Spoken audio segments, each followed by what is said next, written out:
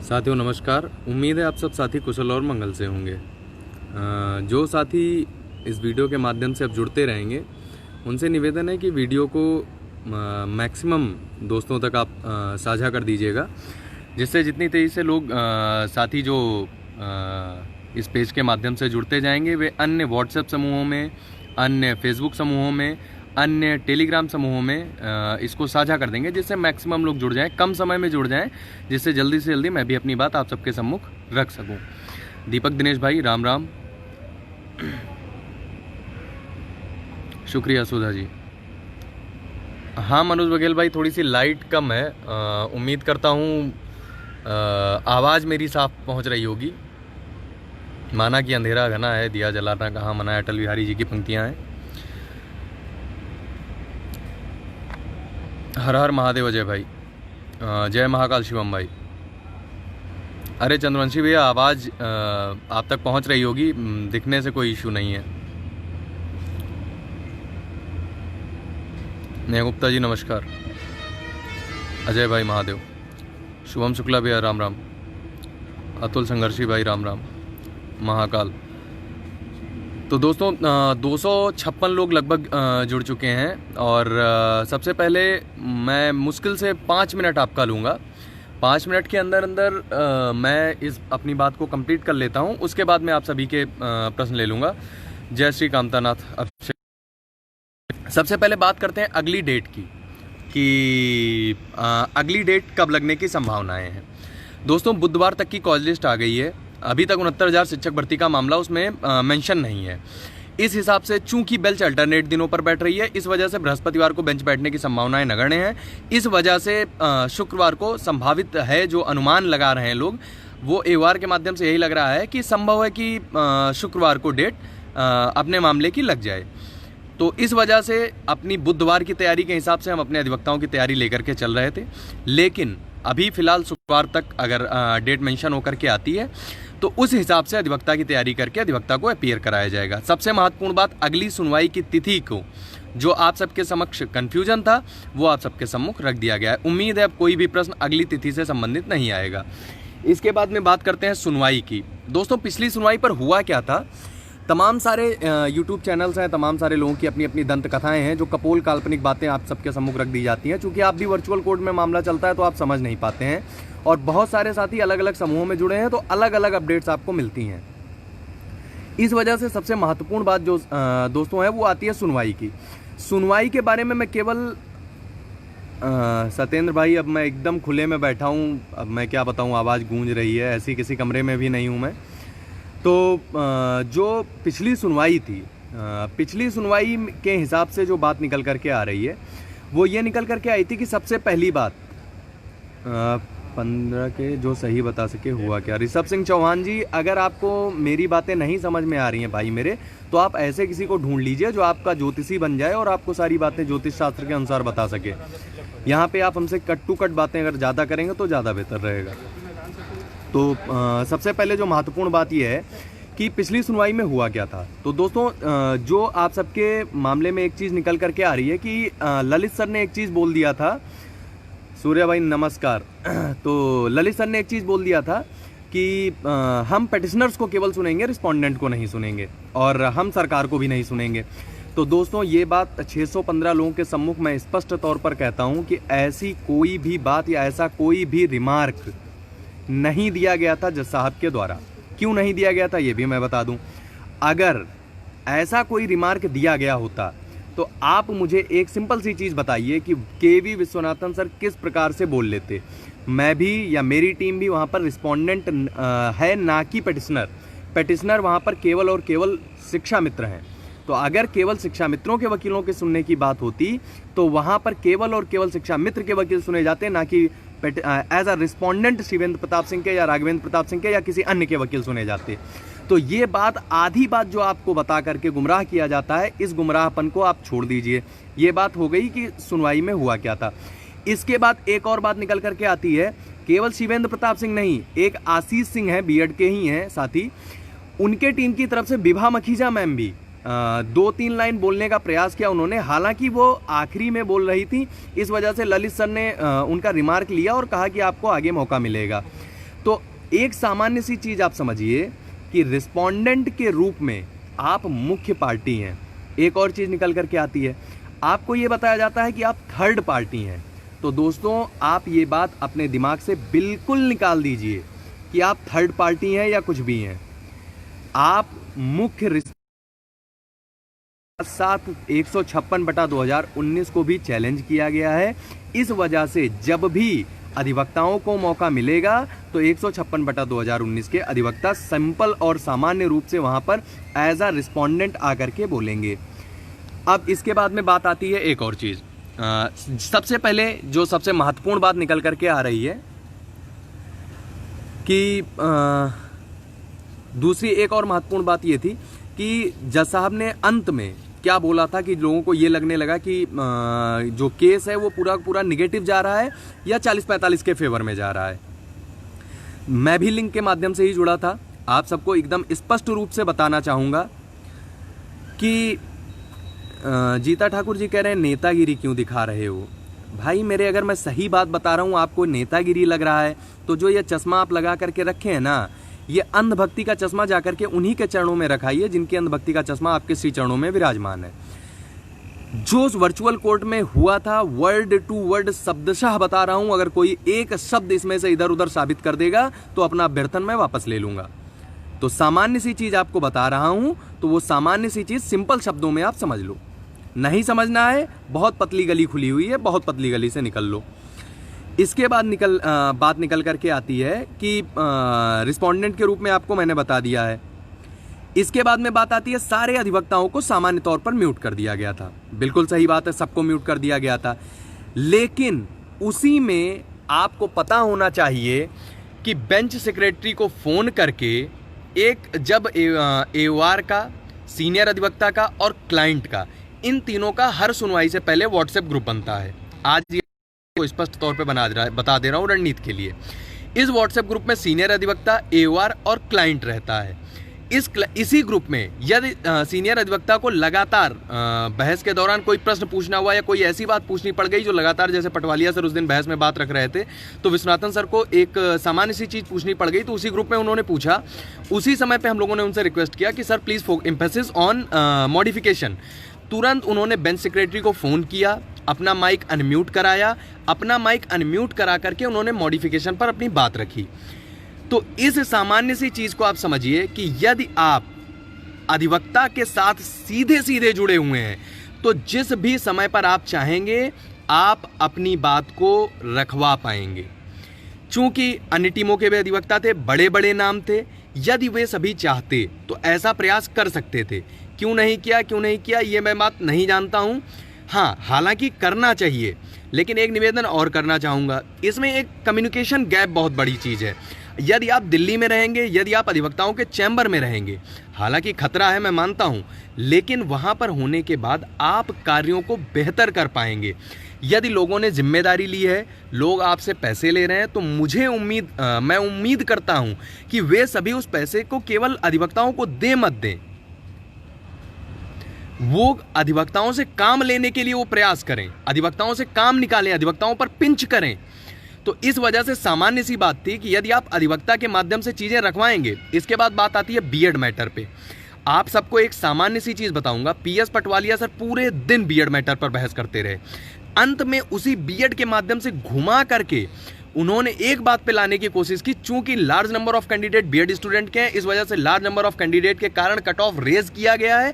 इस वजह से अगर in large number of candidate को बाहर कर दिया जाए तो कट ऑफ को ऑटोमेटिकली डिक्लाइन कर दिया जाना चाहिए। लेकिन आप सबको सिंपल तौर पर समझना चाहिए, विश्वनाथन सर ने केवल अपना माइक पुनः अनम्यूट कराया और केवल 2 शब्द बोले। अक्षरशः आप नोट कर लीजिए। पहला शब्द उनका यह था कि बीएड मैटर को पहले चैलेंज नहीं किया गया था। दूसरा मैटर यह था कि डबल बेंच से अभी तक कोई भी बीएड मैटर पर नोटिस इशू नहीं हुआ था। इसके बाद में पटवालिया सर को दोबारा से बीएड मैटर पर कुछ भी बोलने नहीं दिया गया। जिन लोगों ने आपको गुमराह किया था कि बीटीसी वाले जो है बीएड के खिलाफ बहस करा देंगे, बीटीसी वाले शिक्षा मित्रों से मिल गए हैं, बीटीसी वाले ये कर रहे हैं, बीटीसी वाले वो कर रहे हैं, उन सबको जा करके उस भैंस को देखना चाहिए और चुल्लू भर पानी लेकर के अपना विसर्जन खुद ही उस चुल्लू भर पानी में कर लेना चाहिए। मैं ज़्यादा बड़ी बात नहीं कह रहा हूँ, लेकिन यदि आप सबने विश्वास किया है तो उस विश्वास को बनाए रखिए। इसके उपरांत दूसरी बात और निकल करके आती है, सुनवाई के अंत में ललित सर ने क्या कहा। चूंकि सुंदरम सर और पटवालिया सर की बहस को समाप्त होने के बाद सुप्रीम कोर्ट का एक नियम है कि वो रिमार्क देते हैं कि जो सीनियर एडवोकेट होते हैं उनसे पूछते हैं कि क्या आपका सबमिशन यही था। अगर सीनियर एडवोकेट कहते हैं कि हाँ यही था, तो वो same to same argument noted हो जाता है। यदि वो कहते हैं नहीं माय लॉर्ड, मेरा जो सबमिशन था वो ये नहीं ये था, मतलब पार्ट कुछ उसमें संशोधित करके फिर बताते हैं, तो उसमें वो संशोधित करके अंकित हो जाता है। यही सामान्य सी बात जो सुंदरम सर की थी, उसी को सुनते हुए उन्होंने बात रखी कि सुंदरम सर जी ये आप ये कह रहे हैं कि चूंकि आपके कैंडिडेट्स जो है 32,000 हैं और वो 32,000 कैंडिडेट 60-65 पर सफल नहीं है, इस वजह से 60-65 cut off is too high. उसी को लोगों ने घुमा करके जो चीज़ें फैला दी वो लोग की मतलब जज को ये लग रहा है कि 60-65 कट ऑफ टू हाई है, लेकिन मेरे हिसाब से फ़िलहाल ऐसा कोई चीज़ अभी तक निकल करके नहीं आई है।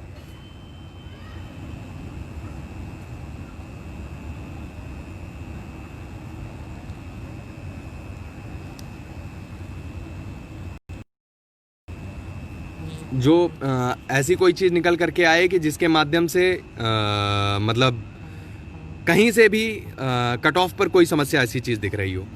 इसके बाद एक और चीज़ निकल करके आती है, साल्वे सर को लेकर के आओ। बिल्कुल लेकर के आओ, मैंने कभी मना नहीं किया कि साल्वे सर को लेकर के मत आओ, बिल्कुल लेकर के आओ, दौड़ा करके लेके आओ और ज़रूर लेकर के आओ, लेकिन आप लेकर के आओ। हम विश्वनाथन सर के साथ लगे हुए हैं और विश्वनाथन सर के साथ में मिलकर के इस केस को कंप्लीट कराने के लिए अपना तन मन धन सब कुछ समर्पित करेंगे। इस वजह से चूंकि आप किसी भी मैटर में देख लीजिए, विश्वनाथन सर जो जगन्नाथपुरी का मैटर था जिसके लिए लेकर के हरीश साल्वे सर के लिए सबसे ज़्यादा एफर्ट डाला जा रहा था, उसी ऑर्डर में जाकर के लोग देख सकते हैं। यदि कोई और अधिवक्ता का जिसका कमेंट कोट किया गया है तो वो थे मिस्टर के.वी. विश्वनाथन।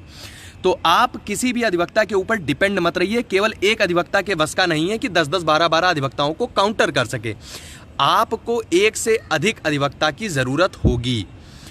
इसके बाद टीम, एक बात और है, टीम क्या कर रही है आपको जानने की बहुत जल्दी रहती है। दीपक मौर्य जी, मैं बता रहा हूं, एएसजी से और एसजी से मुलाकात के लिए टीम प्रयासरत है। ये बात आपको अभी तक नहीं बताई गई थी, इसलिए नहीं बताई गई थी कि आपको यदि ये मामले पता चलते हैं तो ये चीज़ें लगातार फैल जाती हैं और फिर जो काम टीम करना चाहती है वो काम टीम कर नहीं पाती है। इस वजह से कई सारी रणनीतियाँ हैं जो आपको नहीं बताई जाती हैं, लेकिन ये चीज़ आप स्पष्ट तौर पे जान लीजिए, भर्ती को पूरा कराने के लिए जो अधिकतम प्रयास हो सकते हैं वो इस कोविड के टाइम पर भी करने के लिए प्रयासरत है टीम। राघवेंद्र भाई और रवि भाई लगातार वहाँ पर मौजूद हैं और वो जो है प्रयास ये कर रहे हैं कि वहाँ पर उनसे मुलाकात हो जाए। और इसके उपरांत अगर सरकार के किसी उससे मुलाकात हो जाती है तो जो है बहुत बेहतर बात होगी कि एएसजी और एसजी को हम ब्रीफ कर देते हैं। इसके उपरांत बात आती है कि कुछ लोगों ने आपके समक्ष ये फैला दिया है कि संयुक्त लीगल टीम के माध्यम से जो याची प्रक्रिया थी वो ठप हो गई है। ऐसा कुछ नहीं है। टीम की एक आईए जो 21 मई और 9 जून के याची थे उनको कंप्लीट करके उनके नाम में संशोधन करके एओआर के यहाँ भिजवा दिया गया है, जो मंडे को फाइल हो जाएगी। जिन लोगों ने संयुक्त लीगल टीम के माध्यम में सहयोग किया है उनके करेक्शन पर लगातार काम चल रहा है। आज रात तक अगर कंप्लीट हो जाता है या कल सुबह तक कंप्लीट हो जाता है तो वो चीज़ें कंप्लीट करके ट्यूसडे या वेडनेसडे तक संयुक्त लीगल टीम की भी एक आईए फाइल हो जाएगी। इसके बाद में जो करीब 100-150 याची और बच रहे हैं उनको और जो मतलब याची और नए जो याची जुड़ेंगे उनको साथ में जोड़ करके टीम की तरफ से तीसरी आईए भी दाखिल की जाएगी। इस वजह से जो चयनित साथी अभी तक टीम के साथ नहीं जुड़े हैं वे संयुक्त लीगल टीम के साथ में जुड़ करके याची के रूप में अपना नाम दर्ज करा सकते हैं। जो साथी अगली डेट जानना चाहते हैं वो इस वीडियो को एकदम शुरू से सुन लेंगे, उनके सामने वो चीज़ आ जाएगी। इसके बाद एक और महत्वपूर्ण बात आती है, टीम की आईए की बात मैंने आपको बता दी है। हाँ, एक और महत्वपूर्ण बात आती है फंड की। विश्वनाथन सर की पार्ट पेमेंट हो चुकी है। चूंकि टीम को आईए दाखिल करनी है, अभी तक उस दिन एक डेट तुरंत लग गई थी, तो इस वजह से हम लोगों ने सोचा था आईए का काम कुछ दिन रोक करके और विश्वनाथन सर की पेमेंट करके विश्वनाथन सर को अपीयर करा देंगे। लेकिन अब चूंकि लंबी डेट लग चुकी है, फ्राइडे तक मामला जा रहा है, तो याची की जो आईए है उसको रोका नहीं जा रहा है। आईए को अब दाखिल किया जाएगा और विश्वनाथन सर की पार्ट पेमेंट कर दी गई है। लगभग विश्वनाथन सर के पेमेंट में ही अभी हमारी टीम को 2 से 2.5 लाख रुपए की कमी पड़ रही है। अब आप ये बताइए कि जब हमारे खुद के अधिवक्ता में हमको अभी 2 से 2.5 लाख की ज़रूरत है, तो हम कहाँ से किसी और अधिवक्ता में मदद कर पाएंगे। हालांकि मैं एक बात और कहना चाहूँगा, जिन लोगों के अधिवक्ताओं को बोलने का मौका नहीं मिल रहा है या जो लोग अपने अधिवक्ताओं का इस्तेमाल नहीं कर पा रहे हैं, वे लोग अवश्य अगर मदद करना चाहें तो साल्वे के लिए मदद कर दें, या अगर मदद करना चाहें तो विश्वनाथन सर के लिए मदद कर दें। जो टीम का काम उनको अच्छा लगे उस टीम के साथ में वो मदद कर दें, हमसे कोई मतलब नहीं है।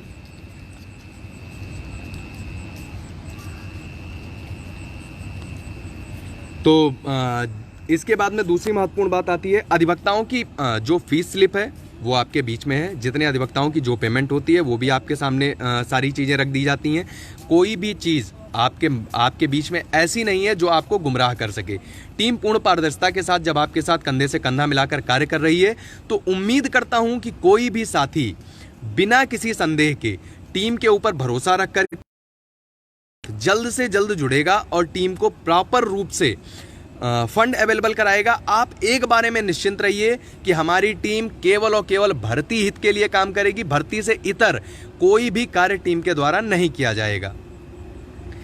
इसके उपरांत एक और चीज निकल करके आ रही है, यूयू ललित सर का प्रमोशन।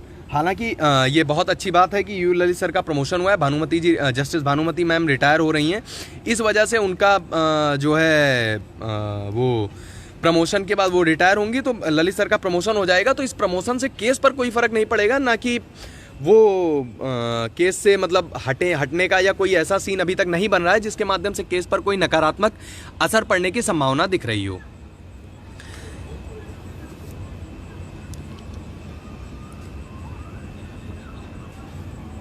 अब एक एक करके मैं आपके प्रश्न ले रहा हूं। हालांकि आप कोशिश करिएगा 10 मिनट के अंदर मैं सबके प्रश्नों का जवाब दे दूं। शुक्रिया प्रमोद भैया। ऋषभ राय भाई, कोर्ट की वेबसाइट बिल्कुल। वर्मा आरके, शिवेन जी आइए कोर्ट। एक आईए नंबर मिलता है, वो नंबर हम आपको शेयर कर देंगे। तो केस नंबर की जगह पे आप वो आईए नंबर डाल करके ये आप उसमें जो ऑफिस रिपोर्ट होती है उसमें देख पाएंगे कि वो आईए केस में टैग हुई है या नहीं टैग हुई है। रवि दिवाकर जी, भारांक कम नहीं होगा, हम सब जानते हैं, लेकिन भारांक के विषय में जज साहब को बताना जरूरी है। ये भी बात आप स्पष्ट तौर पर जान लीजिए। बिल्कुल अंकुर सिंह चौहान जी, बिल्कुल लेकर के आइए। बिल्कुल पंकज कुमार जी, यही तो मैं कहना चाहता हूं। जब विश्वनाथन सर की पेमेंट हम कंप्लीट कर लेंगे तब हम किसी और अधिवक्ता के लिए जा सकते हैं, लेकिन अभी तो हम विनय नवारे सर को ड्रॉप करने के बारे में सोच रहे हैं। हम अपने पैनल की फीस जो है नहीं अफोर्ड कर पा रहे हैं, तो हम किसी और एडवोकेट के लिए कैसे हामी भर दें, आप बताइए। और हालांकि मैं 1100 लोगों के सामने एक चीज़ कहना चाहूँगा कि मुझे बहुत अच्छा लगा कि जो लोग अमर्यादित भाषा का इस्तेमाल कर रहे थे, कल तक लाइव अपने जूतों के साइज बता रहे थे, उन्होंने कल शिवेंद्र जी कहकर, गोविंद जी कहकर, आदित्य जी कहकर संबोधित किया। मुझे बहुत हार्दिक प्रसन्नता हुई ऐसे शब्दावली के इस्तेमाल पर। उम्मीद करता हूं ये शब्दावली बनी रहेगी। और मैं हरी साल्वे सर का कतई विरोध नहीं करने वाला हूं। मैं जानता हूं वो आएंगे, केस के लिए बेहतर होगा, लेकिन केवल और केवल मैं उन्हीं के भरोसे नहीं हूं। मेरे पैनल का होना जरूरी है, आप ये बात अच्छे से समझ लीजिए। केवी विश्वनाथन सर से आप जब टीम आमने सामने की ब्रीफ कर रही है, टीम लगातार दिल्ली में मौजूद है, सारे मामलों में उनको A to Z खबर दी जा रही है, तो आप इस बारे में निश्चिंत रहिए कि उनकी अपीयरेंस सर्वाधिक महत्वपूर्ण है केस के लिए। तो जितने भी साथी हैं वो उनसे निवेदन है कि वो जल्द से जल्द केवी विश्वनाथन सर के पेमेंट की व्यवस्था कराएं। जैसे ही केवी विश्वनाथन सर की पूरी पेमेंट कंप्लीट होती है, हम जो भी बाकी अगर टीम आगे बढ़ती है तो हम जरूर विचार करेंगे, लेकिन जब तक हमारे एडवोकेट की पेमेंट नहीं हो जाता है तब तक निवेदन है कि हमसे कोई भी ऐसी अपेक्षा ना पालें कि हम अपने एडवोकेट को ड्रॉप करने के विषय में सोचें भी। ये सोचना भी भयावह है। केस कब तक फाइनल होगा? रंजीत भाई, ये कोई तिथि नहीं बता सकता है। मोहित मौर्य जी, अर्जेंसी लगने की संभावनाएं तब हो सकती हैं जब बेंच कंटिन्यू बैठे। बेंच अल्टरनेट बैठ रही है तो अर्जेंसी लगाने का मतलब नहीं, जज साहब लिस्ट कर देंगे मामला स्वयं ही। अमित ओझा जी, आप वीडियो को शुरुआत से सुन लीजिए।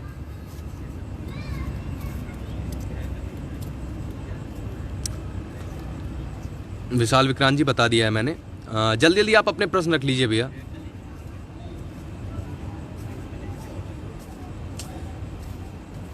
अंकुर चौहान जी, बिल्कुल होगा और बेहतर होगा। पूजा पांडे जी, एसजी और डबल एजी नहीं एएसजी बोलते हैं, तो उनकी ब्रीफिंग के लिए बिल्कुल प्रयास किया जा रहा है और विश्वास वो चीजें रखी जाएंगी। बिल्कुल विनीत कुमार जी, याची बनाए जा रहे हैं संयुक्त लीगल टीम के द्वारा। याची प्रक्रिया अभी संयुक्त लीगल टीम के संयुक्त खाते में आप पेमेंट करके अपने डिटेल्स भेज करके याची बन सकते हैं। हाँ, मॉडिफिकेशन की जो बात है वो सबसे ज़रूरी बात मैं आपको बता दूं, जज साहब ने केस को फाइनल डिस्पोजल के लिए बोला है, तो इस वजह से मॉडिफिकेशन पर बहस होने की संभावनाएं कम है।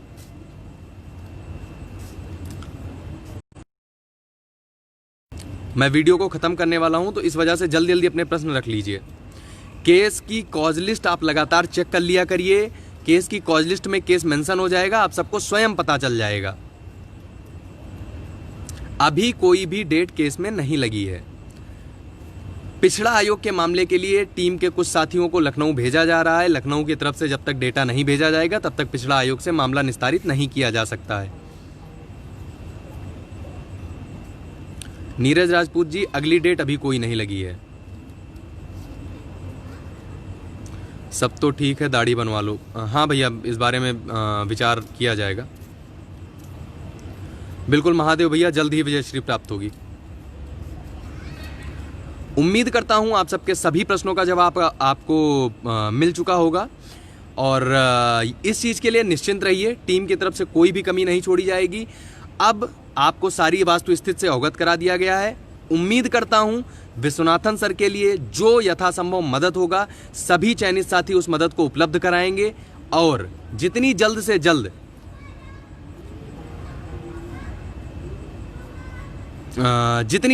से जल्द अपनी टीम के अधिवक्ता का भुगतान होगा, उतनी जल्द से जल्द ब्रीफिंग का कार्य दोबारा से शुरू कर दिया जाएगा और केवल एक राउंड की ब्रीफिंग नहीं होगी, ब्रीफिंग कई राउंड की होगी।